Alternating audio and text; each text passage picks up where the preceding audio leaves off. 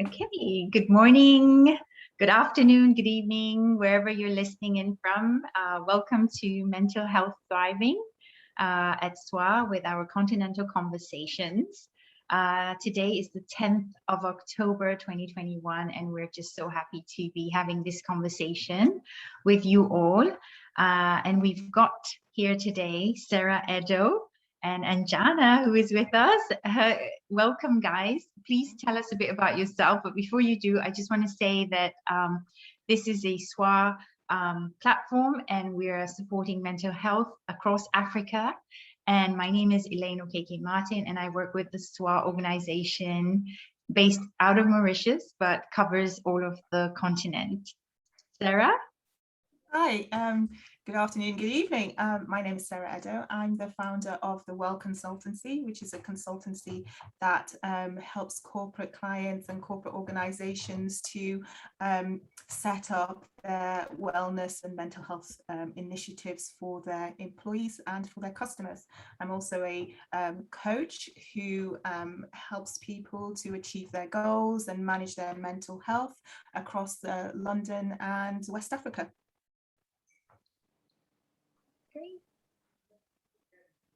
Anjana. Good afternoon, everyone. I'm Anjana. I'm an aspiring clinical psychologist, and I am currently working as a research assistant in Mauritius, and I'm also a postgraduate student in intellectual and developmental disabilities at the University of Kent, and I'm very excited to be here and having this conversation with you all today. Thank you. Fantastic. Welcome. Thank you, guys. It's a pleasure to have everyone here. I'm so excited to be part of this discussion, really. You know, we've had individual conversations with each other. And I think today we have actually quite a few questions that we're going to tackle and discuss. And we're also going to be showing some figures about what's going on right here in Africa on mental health issues and what's lacking and what needs to be done. So thank you. So I just wanted to start off with what can we do? You know, if we take, for example, the Maslow hierarchy of needs as accepted baseline for well-being, can the average African struggling with a lack of infrastructure, access to education and healthcare really achieve mental health wellness? Sarah, would you like to start? Yeah, I will. If we understand what the hierarchy of needs are, just like a little brief overview, it essentially says that in order for us to really be well, we need to have a number of things in place. We have to have our psychological needs in place, and that's kind of like our air, our food, our water, things that we need to survive, warmth, our basic needs need to be met. We need to feel secure and safe, so our safety needs to be met. You know, are we in control of our lives? Can we move about freely? Are we living in fear? Or, you know, those kind of things. And then we need to feel our belonging. We need to feel part of a community, part of a team, part of a family. And then we need to have our self-esteem met in that, do we respect ourselves? Do others respect us? And then once we have those things in place, we'll feel that we've achieved everything. We'll feel what Maslow calls a self-actualization. So when we are looking at Africa, we're asking ourselves, how are Africans as a rule achieving those things? And we think about the fact that across Africa, 490 million people live in severe poverty. And when we say poverty, we mean that they don't have access to healthcare, they don't have readily access to education or any of the other needs that they need, you know, sexual health, reproductive health, maternal health, those kind of things. So when we look at the lack of infrastructure, we then have to ask ourselves, if you are not meeting any of these needs, how can you be well? Physically and mentally, how can that be achieved? And I pretend that for a lot of people across Africa, they're not going to meet those needs are not going to be met, and they are not feeling mental wellness. And it's apparent when you travel through Africa and you see what's going on before your very eyes. I mean, Anjana, do you want to jump in? And yeah, I think that's a very important point. It's like the baseline of basic human needs. If we don't have these human needs, how can we focus on self-actualization, reaching our best selves? So I think it's very important to consider these points and to provide our Africa with facilities so that we can have a better mental wellness. But how do we define mental wellness to start with? Is it the absence of mental illness, or is it living a life with a purpose, a meaningful life, not just going about a routine, just surviving, but thriving? Yeah, that's amazing. I agree with that. I mean, that whole about thriving, and that's also what this program is called, mental health thriving. And I definitely agree with both your points, because you can't expect people who are not getting their basic needs or belonging, or to feel well, or to feel stable or secure, and therefore that triggers, as you said, Sarah, it triggers other things. But with the statistics, that is quite dire. It's a very dire picture. So I just wanted us, let's dive into mental health. Has historically been neglected, right, on Africa's health and development policy agendas, faced with many challenges, including intractable poverty, which you mentioned, infectious diseases, maternal and child mortality, as well as conflict. African political leaders and international development agencies frequently overlook the importance of mental health. I know that, for example, in some countries, they're beginning to tackle this. They're beginning to set up departments in their governments that are tackling mental health, because it's become like a worldwide campaign. And the awareness around mental health from in the UK, for example, with the princes also advocating, and everyone advocating this, it's become really something that you can't ignore any longer. You can't just sweep it under the carpet and turn your back on it. Now, how can we, with the statistics, and I just want to, before you answer that, just give me sort of like an idea of what your thoughts are in what and why it has been neglected for so long in Africa. I would say there's a couple of things that have had this come about. We need emotionally intelligent leadership. So people that, if you don't understand mental health conditions, then it's not really going to be a priority for you. So leadership is one aspect. Another aspect is how much of a government budget is assigned to mental health. We have a lot of countries where they're struggling with their health budget, and most African governments afford about 1% of their health budget to actual mental health. So 1% of a whole budget for a whole nation is nothing really. It's what one would call, I don't know, a tertiary amount. It's not really any kind of focus on mental health provision. So it's just like to say, oh, we're doing it, but it's just to put it in there to say. It's just to put it in there to say it's in there. It's in there, yeah. So it's absolutely incredible.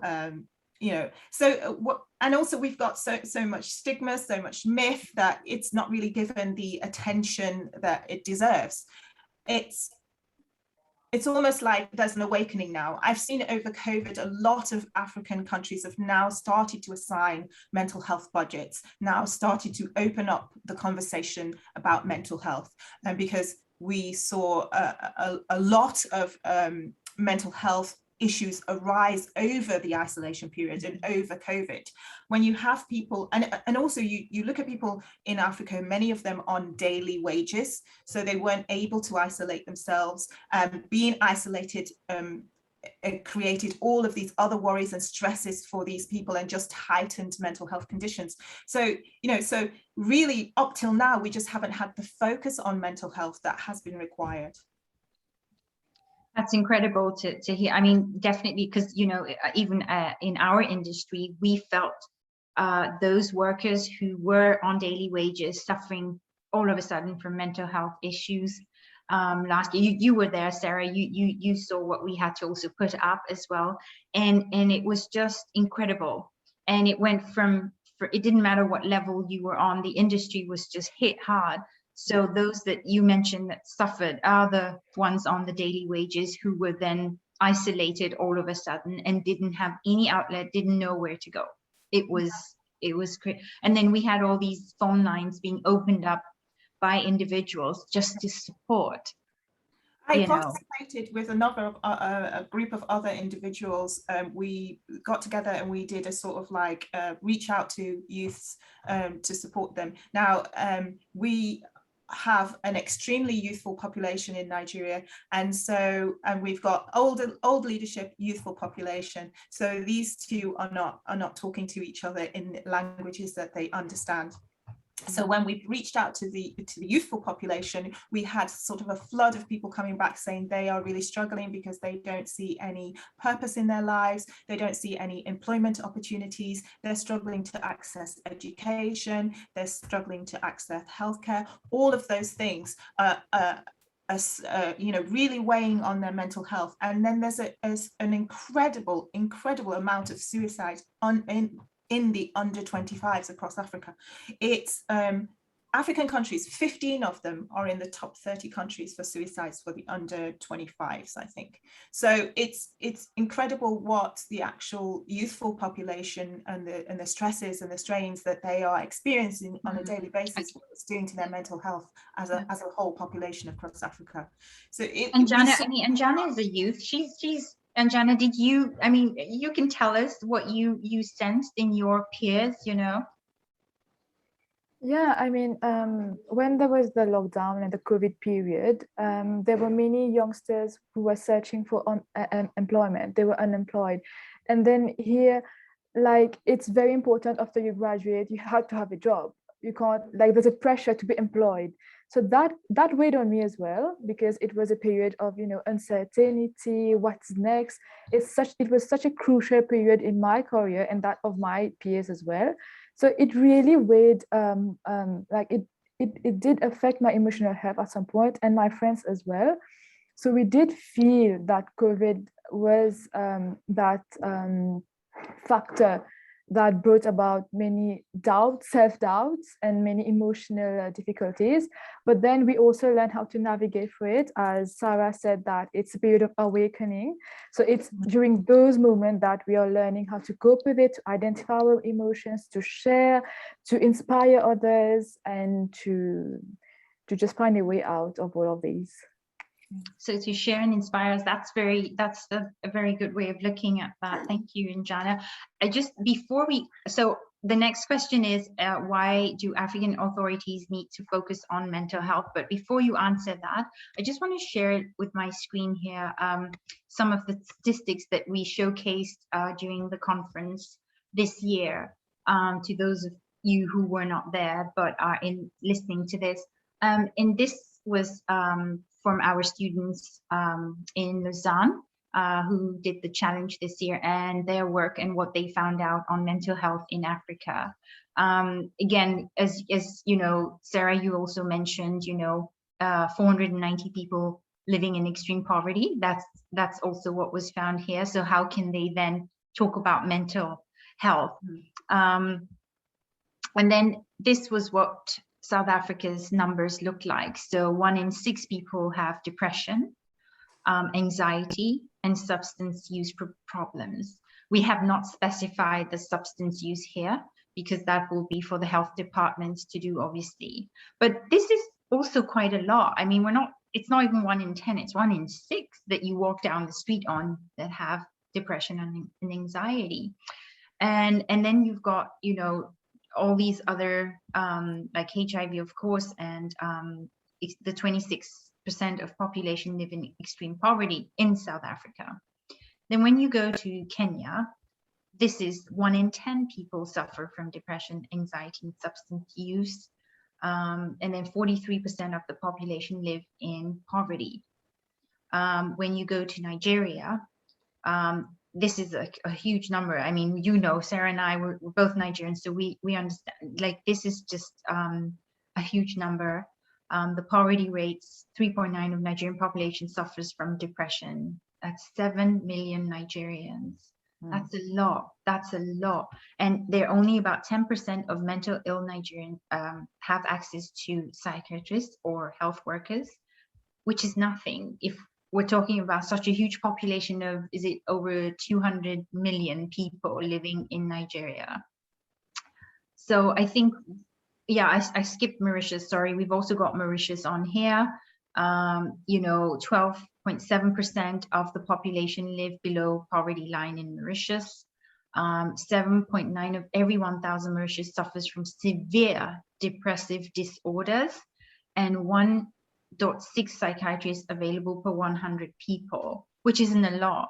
That's like you'll be working overload plus if you had to cover all that. And it's also an aging population. So these are just some of the things that I wanted to share before you answer that question. Sarah, do you want to go take us through?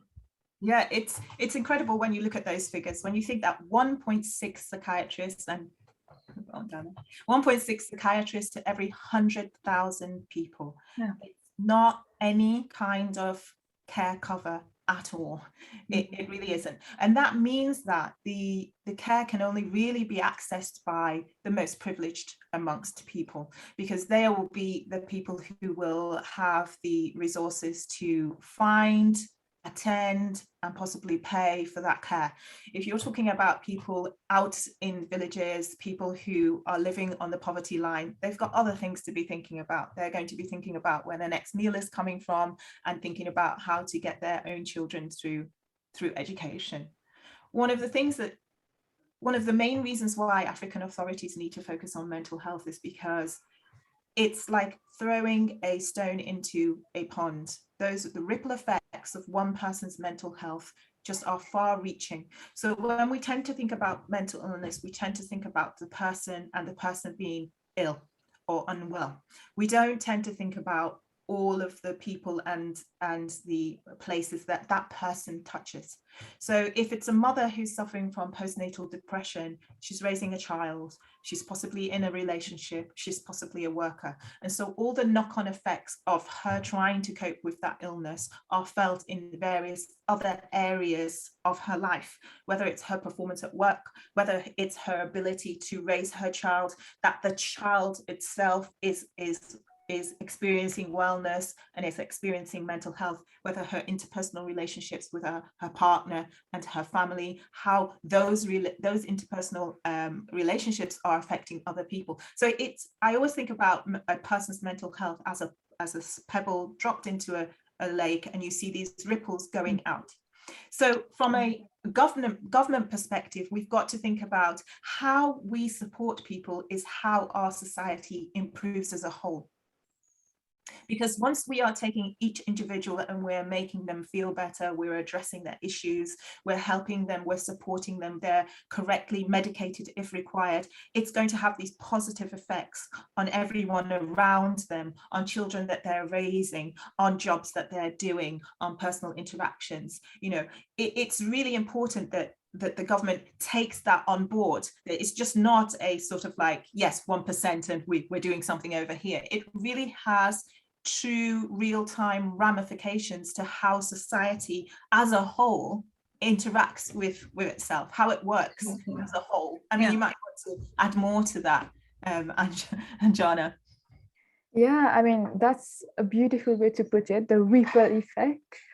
And it's not just about the statistic, 1%, it goes more deep than that. It touches various aspects. And also, I think if we see from the individual perspective, the person himself or herself, when we are in mental distress or emotional distress, we cannot enjoy our life journey. We tend to be discouraged, and then that would definitely affect other spheres of our life. As you said, you just said it so beautifully. I could express myself more on that. I think it's yeah. Go on. If I could just jump in again, I think if we improve mental health, it's going to develop, it's going to unlock lots of developments for society as a whole. We get back so much more if we support people's mental health. People will be striving for a better goals, will be more charitable. You know, there's so many more things that can happen when we have a community that is well. Yeah, I agree. And so, Sarah, I want to come back to what you said, which was because in improving society as a whole, you mentioned correctly medicating if necessary. Now, that is attached to also the stigma in Africa where, you know, we're like, oh, well, if you're going to take medication, then that means you're not well, or that means, you know, that means there's something wrong, and then you're stigmatized, and you might even hide the fact that you're mentally ill from your entire family, even if you're being medicated, which is also something you shouldn't have to feel. So I think it's also about, you know, educating your family and friends about what you're going through, and your boss or your colleagues, and letting people know where you are in that stage or how you're feeling. So what would you say to someone who's listening in on this, feeling like, well, I can't share that with anyone, or I can't even go to my doctor because my doctor knows my mom and my mom will find out, or I don't know how, you know, just all those fears that are so deeply engraved and stopping people from seeking out that help if they can. And now I will get back to what you said about the governments only making it, well, not doing enough, and that's why the privileged can are the only ones that can attend mental health sessions, which is also not enough. Yeah, it's very difficult. So from personal experience, when I was really struggling with my mental health, I had experienced shame. I experienced feeling like if I came out and said this, people would see me as a less capable individual, less trustworthy, less able person. So I understand that when you're within this, when you are in the grips of unwellness, whatever kind of unwellness that may be in terms of mental health, it's a big step to come out and tell other people because of the stigmas that exist. And since I live in two communities, it was harder for me in terms of my Nigerian community and my Nigerian family, and that is because there's so much less of education around mental health, mental wellness, mental illness. So one of the things we need to do as a society is we need to educate people as a whole about mental health, about mental illness, about what it takes to improve mental wellness. And it's only really in that way that we will destigmatize mental illness. But for the individual, it's almost a leap of faith. And it's quite hard to say this, because when you're in the grips of say depression, or you're in the grips of anxiety, you're very, you know, for me, it's very disabling. So to reach out and to speak to people, it's extremely difficult. Yeah. I think it starts with, if you can, telling one person that you trust. I think it starts there. It starts with asking for help from that one person that you trust, that you feel will be able to assist you to get the help you need. It's always, you know, what we tend to do is we tend to try to give people advice when we're not qualified to give advice. That quite often happens. But if we can find that one person who can help us to access to the right provider, the right care provider, the right listener. And then, unfortunately for us across Africa now, there are so many good smaller charities and smaller listening lines and people that we can reach out to now, even if it's just to say, I can't cope, I'm not doing well, that can help you to express yourself better. But it always starts with just asking for help. As difficult as it might be, you'd have to ask for help at some point, if you are able. And though you mentioned, and Jana, do you want to add something in here? Go ahead. Sarah's point reminded me of something. There's a concept called psychological first aid, and I feel it's just about, you know, listening to someone, learning to listen. Like we have first aid for physical injury, so we have psychological first aid. I think it's a wonderful concept. We should train people in our society to listen to others empathetically, also with no judgment, because as Sarah said, there is so much of stigma associated with being mentally ill. So it's something that brings in the shame. It's like inherited from the society. It's that who like it blocks us from seeking help, which I feel is very dangerous at some point. And this explains the high suicide mortality rates in Africa as well. So I think that psychological first aid might help at some point to help those in difficulty to reach out. Yeah, that's a really great point. Yeah, I myself, I'm a mental health first aider, and I lead a team of mental health first aiders that I manage in lots of different corporations. And when we go into corporations, the response, when we've trained up the mental health first aiders, the response from the team members of the business, the leadership is overwhelmed. They're like, we didn't realize that so many people needed someone to talk to. It's always a shock to them. You know, you sort of put a couple of mental health first aiders in place, and all of a sudden you've got like a lot of people coming to them for like, I need a catch up, I need a coffee. And the leadership just didn't even realize that this was a thing. Education is the most important thing when it comes to mental health. It really is. Yeah, and sticking with this health stigma, you know, mental health stigma in Africa, and where can people go? You mentioned lines out there, or, you know, contacts. Are there any you want to give a mention here that people can just write down? Or oh gosh, there's if they're listening in, I mean, it could be, you know, you could have someone who needs that. Yeah, there are so many lines, and I think we should be able to, at the end of this, perhaps put a little list at the end of this.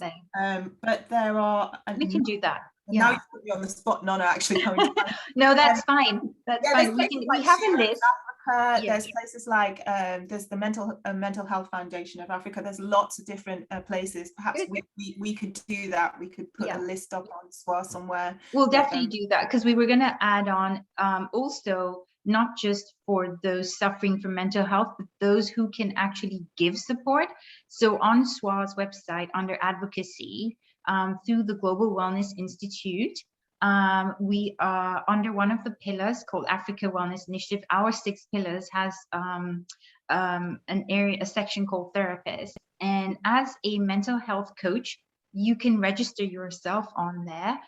And then that directory is so easy for anyone to click on and find you. So if you're listening to this, if you're a health coach out there that needs to come out a lot more, I do apologize. Then yes, then that happens. That is something that you can get, and you can sign in and yeah. So let's do that. We'll put that up after. Okay. So I just wanted to talk about mental health and religion. I know this is a touchy one, a really touchy one. But mental health and religion, does religion prevent people from seeking the help they need? Do you want me to fire away with this? Well, I mean, it is a touchy one, because, you know, religion is very personal to people, and, you know, and faith is very personal. And I would say that religion has a lot of positives to it. So when you think about wellness and the things that you need, we've talked about Maslow's hierarchy of need, and one of those was love and being loved. And one of the things that when you're part of a group is that you get the feeling of being loved by your fellow church members and your community. You get a sense of community. You feel protected within that community. You feel hopeful. You have faith. You feel protected. You feel forgiven. And all of those things are very positive. You can get a lot of positive experiences from religion.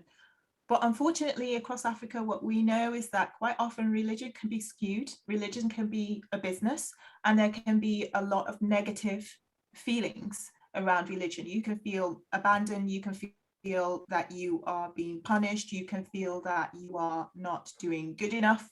You know, so there's a lot of things about religion that is positive and that is negative. And it really depends on where you are and who you're practicing religion with. It really does.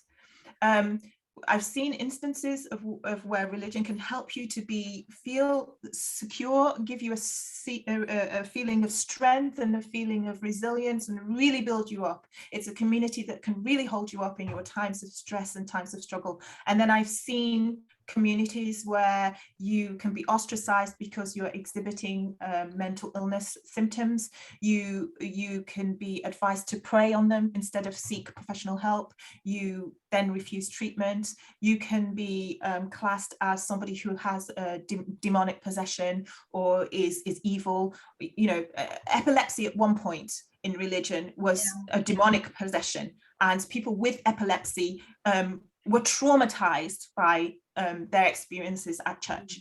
So it's, for me, it's very much a 50-50.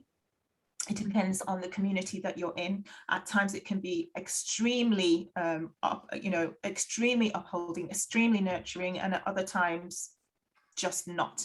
I read recently from the John Hopkins University Press a paper, Is Depression a Sin? By someone called A.P. Scotton. And in some Christian doctrines, depression is the sin because it's classed as a sin because they class it as a choice. It's a person's choice to stay depressed.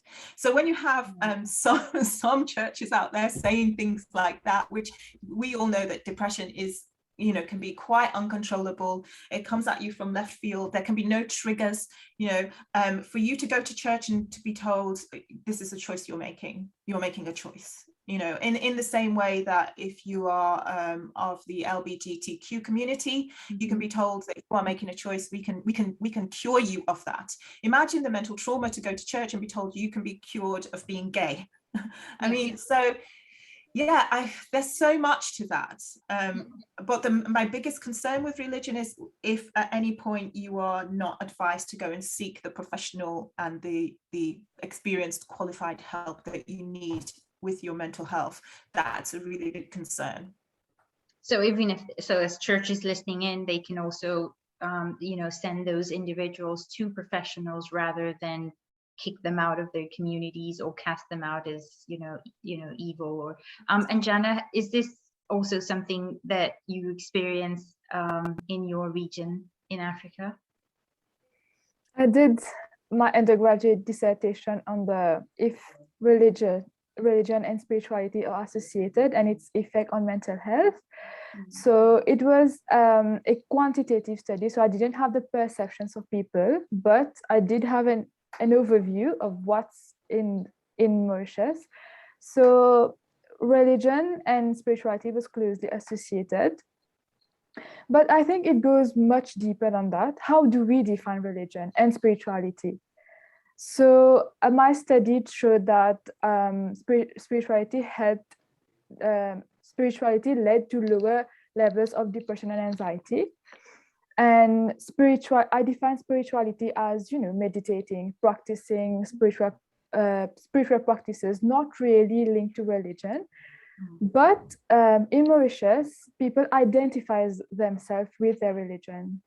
So it's a very important part of one's identity. And many people, including myself, we do find strength in religion. But I think it's a question to ask oneself, how is my religion helping my mental well-being? So that's very personal. Absolutely. Absolutely. And drawing from the examples that Sarah gave us in how is religion helping you? Are they, you know, making you feel worse than what you're feeling, or are they actually guiding you to seek professional support, or, you know, just make you feel better and loved and not, you know, cast out? I think that's very important. But thank you guys for sharing that. I hope that anyone listening also will be able to take something home from that. We're just getting to the last questions here, which you know, what are the needs of people, you know, well, what needs to be in place in Africa to improve mental health for everyone? You know, we want a healthy continent. We want to see people thriving. We also are fighting poverty. Everyone is right now. If you're African, there's no way you haven't heard about, you know, the fight against poverty, especially with the SDGs and the goals out there also supporting this. Now, what can we do in Africa to improve mental health for everyone? Oh gosh. First, I go back to what we've mentioned and touched on here a number of times. education. I think leadership education, educators education, individuals education, sort of like healthcare professional education, education of employers, employees. Everyone needs a better understanding of what it takes to remain mentally well and what mental illnesses are. I think that's the first and the most important thing, because that then informs so many other decisions about what do we need to put in place to support mental wellness and mental health as a community, as a government, as an employer, as a friend, as a life partner. What are the things that we need to put in place to support other people and to support ourselves? That would be my first thing, and one of the most important things for me would be education. I mean, and Jana, what do you think? Yeah, true. Like, we have to have this mass awakening, I love that word when you said it, on letting people just firstly accepting themselves and their emotions, and then finding a way how to accept others with differences across you. And also, this comes only through education. Like, we as UI life coach, we study, we learn from our own experiences. I have my lived experiences as well. So it's the only way, like, we can do it as professionals, is sharing our experiences without any shame associated, because we have been through that. And also in policymaking, our role is like crucial in policymaking. I mean, at times I feel here we don't involve mental health professional in the Mental Health Act. Like, it's the most important part. We have to have the overview, the opinion of mental health professionals. So that's, I think, is very, yeah. That's amazing. I also think, like, people listening in are going to go, well, if I can, because they can be part of policy making by joining in and finding out what their local governments, or even starting it up and then driving that policy, because policies do become law, and then your budgets can grow further on mental health provision. So that's a very good I would add to that as well. I mean, you don't even have to think, if that seems like it's a daunting thing for you, you can start even lower. You're a parent, your child goes to school, ask them what their mental health policy is. Ask them how they teach children to cope with distress and shame, how they teach children to support one another. You can start as small or as big as you want to go to. If you want to go to local government policy and try and influence that, you can. But you can be the person who starts something at work, who starts a wellness initiative, who starts supporting friends. Many years ago, I started with one single email on a company, I mean, you know the story, on a company intranet on World Mental Health Day. I looked around, I'd been off work for a number of weeks after I had suffered with my mental health. I looked around and saw that there was nothing here, there was no provision. And that is how I wrote one email about my experience and offered my services to my colleagues. And that was how the Wellness Initiative was born. And that's how the Wellness Consultancy was born. So we don't have to start, with what seems too daunting. We can start in any way we can, educate others around us. But most importantly, start with educating yourself. Start with trying to understand what mental health wellness means, what mental health illnesses are. Start with trying to educate yourself so that you have a better understanding. I was just about to say, because I was doing this editing yesterday, and there was a saying which I was supposed to describe and translate, and it was, before you heal others, heal yourself. And that is so important, because sometimes you can be giving out the wrong advice to people and make things worse, because you yourself are not in any position to be doing that, because you're not even looking after yourself. So it's really important that you mentioned that. It just reminded me of what I was working on. I always say that because when I look across the sort of social media landscape, I see a lot of coaches, I see a lot of life coaches, I see a lot of people, and I'm one of them. I'm on there, but then I see some what I consider to be harmful ideas, harmful ideology, or unkind things, especially right now with young people who are looking to social media for all of their entertainment and all of their education, a lot of their education and a lot of their interactions.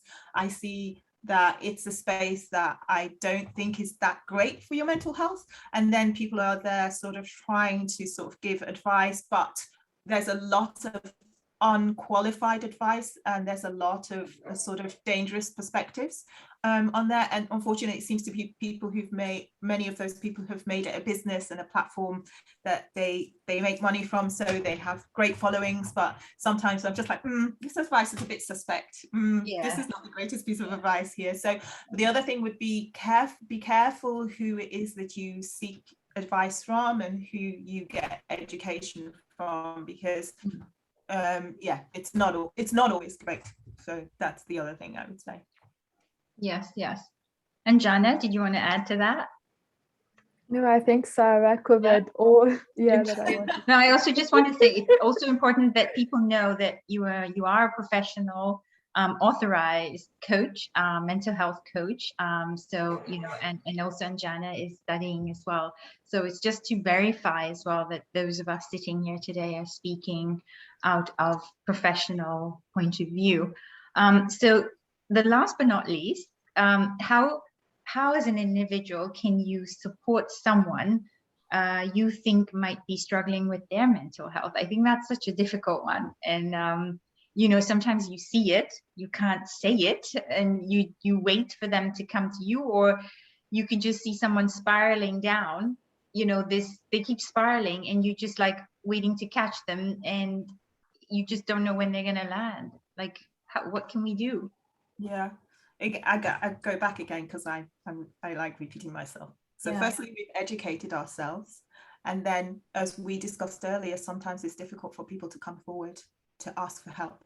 So if we've educated ourselves about what mental health wellness is and what mental illness is, then we should be able to notice some signs, and we should be able to see those signs in other people and then offer some kind of assistance. So what kind of signs are we looking out for? And Jana can jump in here with me. So if we want to go through some of the kind of signs we would look out for, to say our friend or our colleague or someone that we love is struggling, what kind of things are we looking out for now that we understand that we should be looking at people and we should be present and understanding what we're seeing? So little things can inform you. They have withdrawn from society. They seem sad or upset for no reason. They don't participate in things anymore. They are emotionally numb. They are overly anxious. I mean, Anjana, do you want to add some things to that? Mm-hmm. Yeah, at times there are people at some point in their lives, they feel like you feel that they are lost, they are not here, they're not present. Just by looking at their eyes, you can see that there's something wrong, and then changes in habits, in the way of talking, like when you see that the enthusiasm is no longer there. Yeah. Drinking, taking drugs, I mean, things that they didn't previously do before, changing in sleep, even right down to I had a client who was always very, very pristine, and one of the first things that you noticed about them was they became shabby, dressed in the same clothes quite often, not taking care of their personal hygiene, and that was sort of depression setting in and really debilitating them, and it was showing on their personal self-care. So there are lots of different signs that we can look out for when we think about the people around us and if they are or they aren't struggling. There's so also one that's, you mentioned lack of sleeping. That's one, because it does trigger a lot. It triggers obesity, it triggers not eating correctly, but there's also the one where people sleep all the time, like sleeping constantly. Yeah. That's another I've seen. So it's the flip side. So we say that when people are suffering all those things, it's truly is an individual experience, because someone may sleep all the time and somebody may be, not sleeping at all. So it's a very individual experience, and you might not see all of these signs with a person, but you may see one or two of these signs. You see, I have a neighbor who one day was sat in his car, and I noticed that he comes home and he sits in his car for the best part of an hour every day. And so one day I just tapped on the window and had a long conversation with him, and he was really struggling with a lot of things, but it was just that one little thing He was sitting in his car in the rain. He was sitting in his car in the cold. He was sitting in his car in the dark. It's like, are you okay? I just reached out and asked, you know, I see that you sit here a lot. Are you okay? And then from that bore this long conversation about how he was really struggling with work, etc., etc. And so we talked, we're neighbors, we supported each other. He looks a lot better now, but, you know, he was able to get some help. But I don't know whether I can say he would have got that help if we'd never had conversations, or if he had not then gone in and spoken to his partner. So a little interaction may do someone else the world of good. And I like that. Are you okay? Because that is such a powerful question, without being, you know, like too sort of direct or going into their personal space. Just asking, are you okay? It can trigger so much. And as you mentioned, just that little sort of, are you okay? And allowing him to talk might have already ignited things for him that he will continue to now, you know, be aware of and maybe work on. So I think it's important to remind each other, to ask each other, are you okay? And to read all the signs that we've mentioned here. So when you've read those signs, then you need to, and you're open to someone, you've asked that, are you okay? And you want to support the person, then you need to sort of, like, as Anjana said, listen, really listen, try and set aside time without distractions to talk to this person so that you're supporting them. You know, let them share as much or as little as they want to. Don't force anybody to speak. Don't ask overly intrusive questions. This is not voyeurism. This is not titillation. This is just support. Try and keep your questions open-ended. So if you're going to ask somebody a question like, you know, a yes or no answer question, then you're not really going to get to the depths of anything that they're saying. So your open-ended questions are questions that have to be answered with a sentence, not just a yes or a no. Are you fine? Yes. Instead, you could ask, I see that you're a little bit quiet. Is there anything going on? That requires a description. Well, I'm just feeling down. I'm feeling tired. Someone's got to answer with a description that then leads on to a better conversation. You know, talk about well-being, and listen, really listen to what they're telling you. Listen. I mean, Anjana, do you want to jump in with any of them? I would just Go say ahead, that. Anjana. I know. I would just say that you have started the education already, Sarah. I mean, that's amazing. Yeah. What you I said. mean, Yeah. the most important, one of the most important things is for you to remember that if you're not a professional, two things you need to remember. If you're not a professional, you need to ask the person if you can help them to seek help. Help them to support them to seek help. Don't try and diagnose what they have. Don't second guess what condition they're going through. That's not your place. It's not even my place. It's probably your place, Anjana, at some point. It's not my place. It's not my place. You know, just go ahead and support them to seek professional help. It's one of the most important things you can do for people. If you think they are really struggling with their mental health, by all means be there to support them. But if they're your loved ones, your support will be slightly biased anyway. So you always need to try to help them, to facilitate getting them to professional support. That is where they'll get the most help. That is where they'll get the correct diagnosis. That is where they'll get the correct treatment, the correct medication. And you can then just support them on that journey in it, and your support will be priceless. Yeah.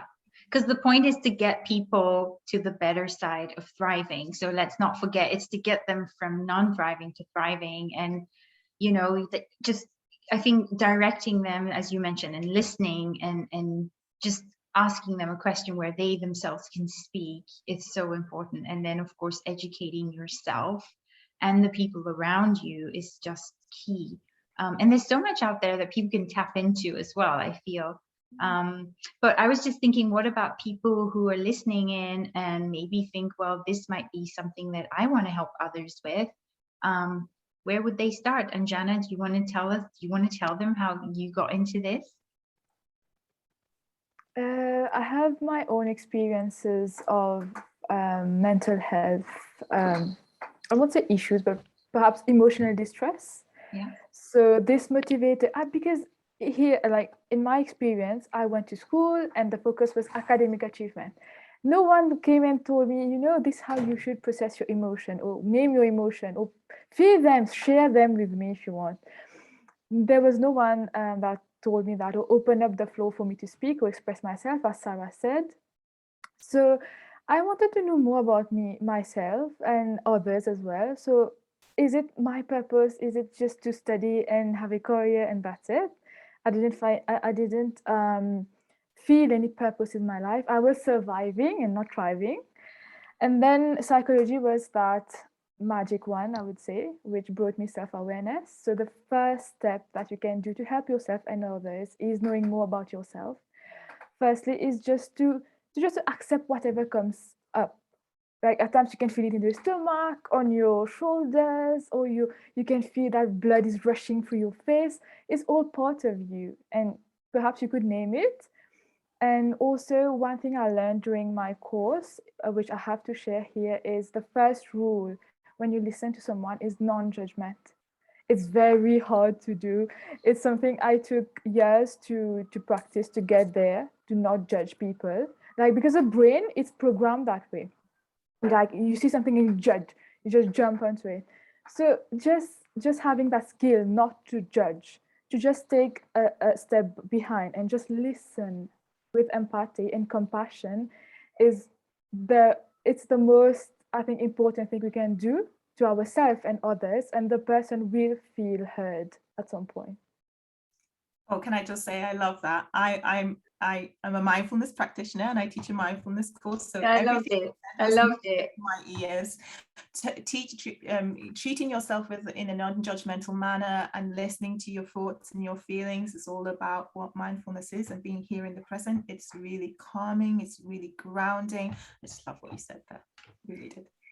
No, that's amazing. Thank you, Njana, for sharing that. That was so deep and I really loved it. And it's such a simple thing that we all can practice, I think. And it takes practice, because you did say, just try and keep maintaining that non-judgment voice in your head, no matter what that person is telling you, and just listen. I love that. Really well said. Add one last thing to that as well. Go ahead.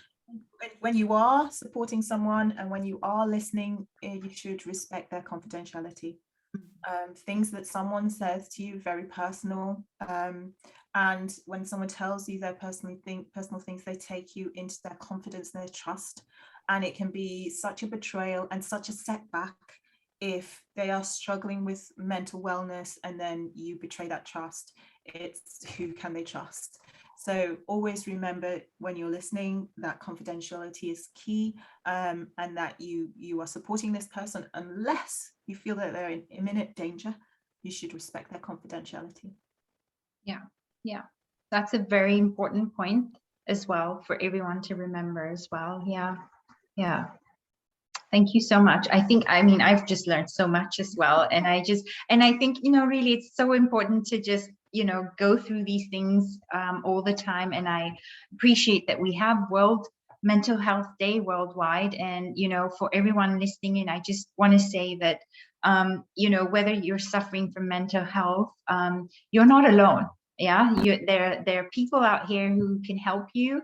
And, there are things that you can learn to do, and you can share that how you're feeling with someone you trust, and don't keep it inside. I think it's so important to reach out and just try and engage with someone who is close to you, at least to start with. And if you can't go that route, then maybe seek a professional if you can.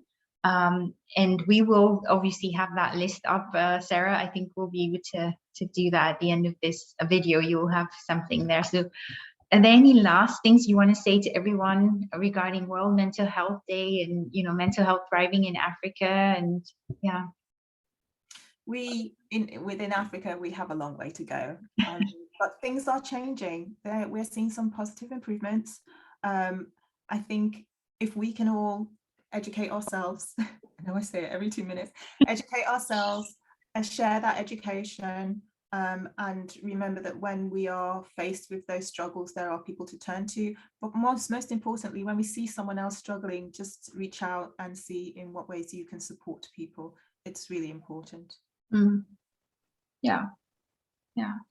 And I just want to just highlight, the points here, where you said it's about you know, looking at the general view of poverty, what can the governments do? What do they need to do to change this around? And, you know, the weight on youth as well was also mentioned today, about how the youth are feeling and how do we improve our society as a whole. And then, of course, the stigma, you know, around experiencing shame, and how can we educate ourselves a lot more, and then providing the right listening. It was also mentioned with psychological first aid. I love that. And the ripple effect as well. Those were my two key things that I'll take away. And also religion, and how this, depending on where you are, how religion is important and can be your identity, but depending on where you are, it's used in either a negative or positive way. And then, of course, we mentioned education, education, education. That means, I mean, educate leaders, educate healthcare, educate employees, educate your mom, educate everyone. And then, you know, the mass awakening of accepting others as well was also mentioned. And back to educating yourself was another one, and asking the question, are you okay? Is such a key question to ask. And then listen with an open-ended question and no judgment. That's sort of like a summary of today. I just want to thank you guys. I mean, honestly, we just heard it all. And thank you so much, Sarah. I really appreciate this, and seeing you again. It's amazing. So happy Mental Wellness Day to you, and Jana. Thank you so much as well. You're great. And if you guys want to know more about Sarah Edo, you could go to the Well Consultancy or the Well Company, and you can find Sarah there. We'll share those details as well. And Jana, who is the Mental Elf, who has a blog as well as the Mental Elf, she'll share that link, and you can go in and read about everything she's writing on. So thank you guys. It's been amazing. Thank you. Thank you. Thank you.